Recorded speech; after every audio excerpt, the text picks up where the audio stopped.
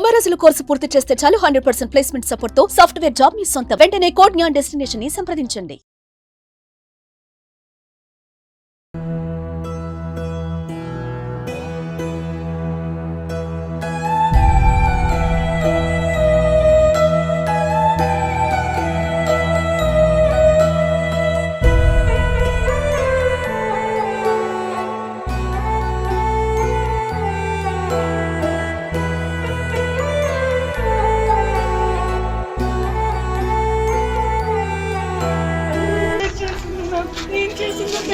మళ్ళీ డిలీట్ చేసేసి వీళ్ళిద్దరు ఫోటో పెట్టి అవును అక్క నిజమేనా వీళ్ళ రిలేషన్ అంటే అవును ఇవాళ బయట చెప్పు మెసేజ్ చేసింది ఏడున్నారు నాతో రోజు మాట్లాడుతుందండి, కానీ నాకు ఏ విషయాలు చెప్పలేదండి. నిన్న నైట్ కూడా మాట్లాడింది. మేము అడిగే అవకాశం ఇవ్వలేదండి, వాళ్ళే చెప్పారు మీరు ఇట్లా మీరు నాకు ఇంత ఎక్స్పెక్ట్ చేస్తున్నాను ఈ పిల్లని పెళ్లి చేసుకోవడానికి, నాకు ఇంత ఇస్తే నేను పెళ్లి చేసుకుంటాను.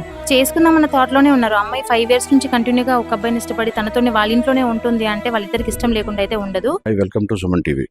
ఈరోజు ఏదైతే బలవత్మనానికి పడిందో కళ్యాణి, సో కళ్యాణికి సంబంధించిన ఇక్కడ పోస్ట్ మార్టం దగ్గరికి అయితే వాళ్ళ బంధువులు స్నేహితులు అందరూ అయితే చేరుకోవడం జరిగింది. సో అసలు ఏం జరిగింది ఏంటి అనేది ఇక్కడ స్థానికంగా ఉన్న బంధువుల్ని అలాగే వాళ్ళ స్నేహితులు కూడా వచ్చారు. సో వాళ్ళ గురించి తెలుసుకునే ప్రయత్నం చేద్దాం. అమ్మ చెప్పండి, అసలు ఏం జరిగింది కళ్యాణి విషయంలో? కళ్యాణి కావ్య ఏం చేస్తుండేది?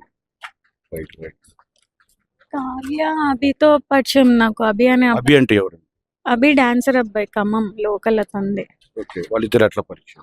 వాళ్ళిద్దరు అంటే అభి మాకు ఈవెంట్స్ చేస్తాడు, మా ఈవెంట్స్కి వస్తాడు అబ్బాయి, అలా పరిచయం. అలా అబ్బాయి నుంచి అమ్మాయి పరిచయం మాకు. ఎప్పటి నుంచి పరిచయం? అంటే వాళ్ళు పెళ్లి చేసుకోలేదు, 4 సంవత్సరాల నుంచి రిలేషన్ లో ఉన్నారు. 5 years అవుతుందని చెప్పింది. ఈ ఇయర్ తో 6 years కంప్లీట్ అవుతాయని చెప్పింది. ఓకే, ఏంటి సమస్య ఏం వచ్చింది? ఎందుకు వేరే అమ్మాయిలతో మాట్లాడడం, తిరగడం, అమ్మాయిలతో బయటకు వెళ్ళడం ఈ అమ్మాయికి నచ్చకపోయి ఉండే.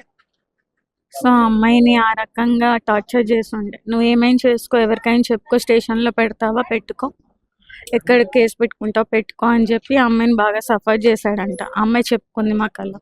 సో యాక్చువల్గా చూస్తేనేమో వీళ్ళ మదర్తో కానీ వాళ్ళ బ్రదర్ కానీ ఎవరితో కూడా ఉండదు, ఇండివిజువల్ గా ఉంటుంది. వాళ్ళ ఇంట్లోనే ఉంది ఆ పిల్ల. 5 years నుంచి వాళ్ళ ఇంట్లోనే ఉంటుంది. ఎవరింట్లో? అభి వాళ్ళ ఇంట్లో. వాళ్ళ అత్తయ్యకి అంతా తెలుసు. వాళ్ళ అత్తయ్యకి చెప్తున్నా కూడా లైట్ తీసుకుంటుంది. వాళ్ళ అత్తయ్య కూడా ఏం పట్టించుకునేది కాదంట. దీంతోనే పనులు చేపించుకోవడం, మొత్తం చేపించుకోవడం చేశారని చెప్పేది. ఇంటికి వచ్చి బాధపడేది.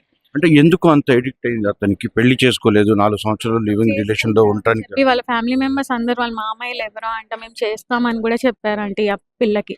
కావ్య అభి వాళ్ళ మామయ్యలు వీళ్ళంతా వాళ్ళ ఫ్యామిలీ మెంబర్స్ అంతా, అభి వాళ్ళ ఫ్యామిలీ మెంబర్స్ అంతా మేము చేస్తాము, నువ్వు జాబ్ చూసుకో, వాడికి డీలో చేస్తాడు ఆ అబ్బాయి, డీలో ఒక పొజిషన్ వచ్చాక మేము చేస్తాము అని చెప్పారంట.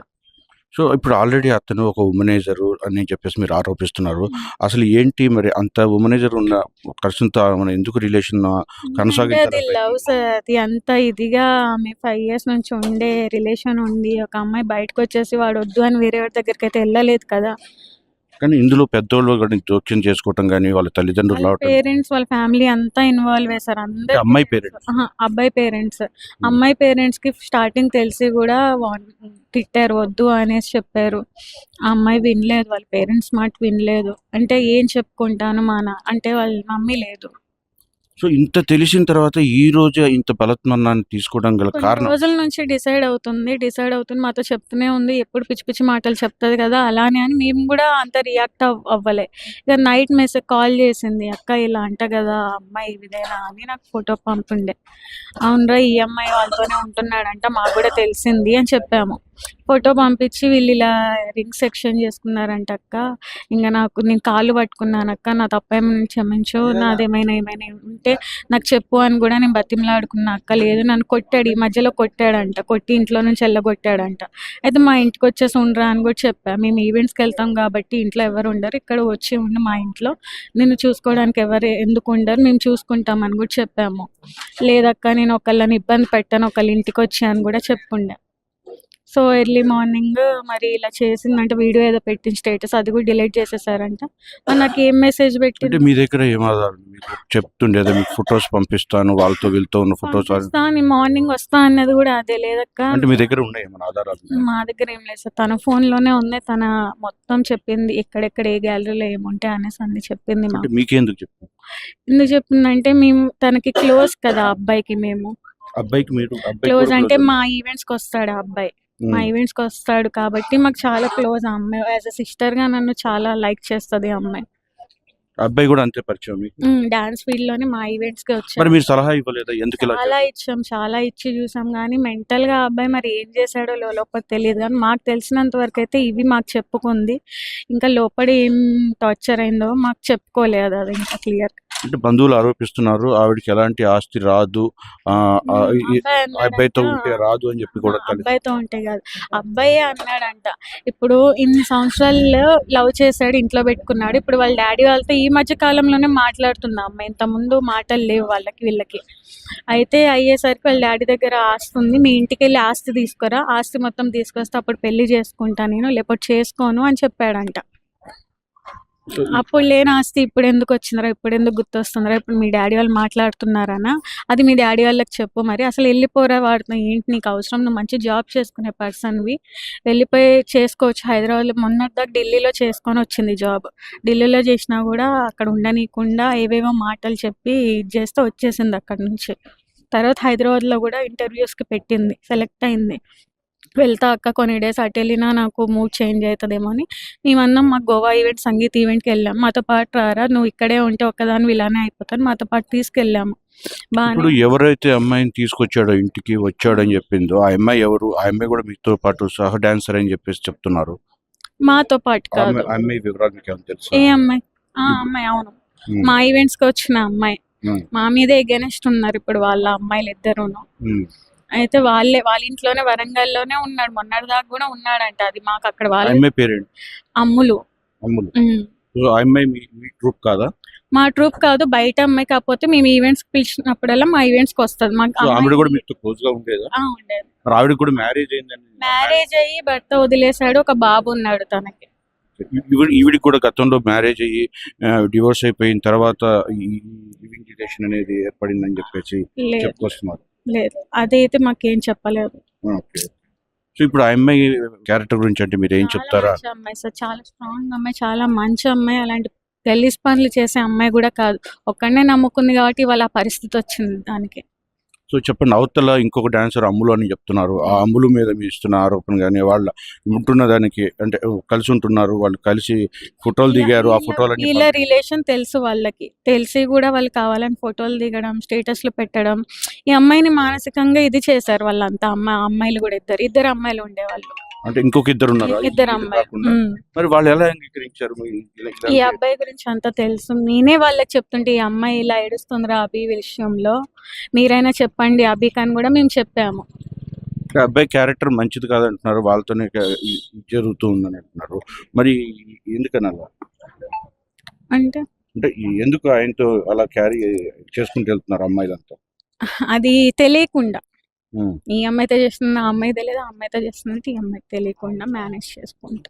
మరి అవన్నీ మేనేజ్ చేసుకుంటూ అంటే నాకు మీరు ఆరోపించారు అంటే కలిసి ఉన్న ఫొటోస్ అన్ని కూడా వీడియోస్ అవన్నీ మాకు చూపించింది. మేమన్నా ఫస్ట్ వాళ్ళు తీసుకెళ్లి స్టేషన్ లో పెట్టాను. అతను పంపించేవాడు, ఆ అమ్మాయికి కావ్యకి పంపించేవాడు. ఆ అబ్బాయి ఫోన్లలో ఈ అమ్మాయి తీసుకున్నాక చూసాడంట. నేను వీడియోస్ సరిపోతాయా, ఇంకా కావాలా, నేను పంపిస్తా అనేసి కూడా అన్నాడంట.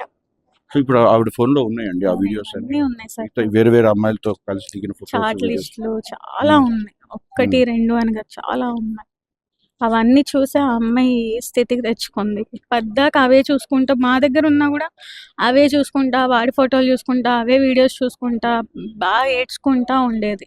మేము తిట్టేవాళ్ళం కూడా, అవసరమా నీకు అలాంటి వాడు, అవసరమా, వదిలేసే నీ లైఫ్ నువ్వు సెట్ చేసుకో, అప్పుడు వస్తాడేమో నీ దగ్గర అని కూడా. కావ్య వాళ్ళ తల్లిదండ్రులు కానీ వాళ్ళు వెళ్ళి నచ్చజెప్పే ప్రయత్నం, వద్దు అని చెప్పడం కానీ అతనితో, లేకపోతే అతనితో కలిసి ఉంటానంటే కలిసి పెళ్లి చేయించే ప్రయత్నం చేస్తామని చెప్పారంట. మేము చేస్తాం. అమ్మాయి తల్లిదండ్రులు, కావ్య తల్లిదండ్రులు చెప్పారు. కావ్య తల్లిదండ్రులు కాదు, కావ్య తల్లిదండ్రులు ఎందుకు ప్రయత్నం చేయలేదు? అంటే అసలు ఆ అబ్బాయి వద్దనే చెప్పారు వీళ్ళ పేరెంట్స్. వద్దు అలాంటి వాడు కరెక్ట్ కాదు నీకు అని చెప్పారు.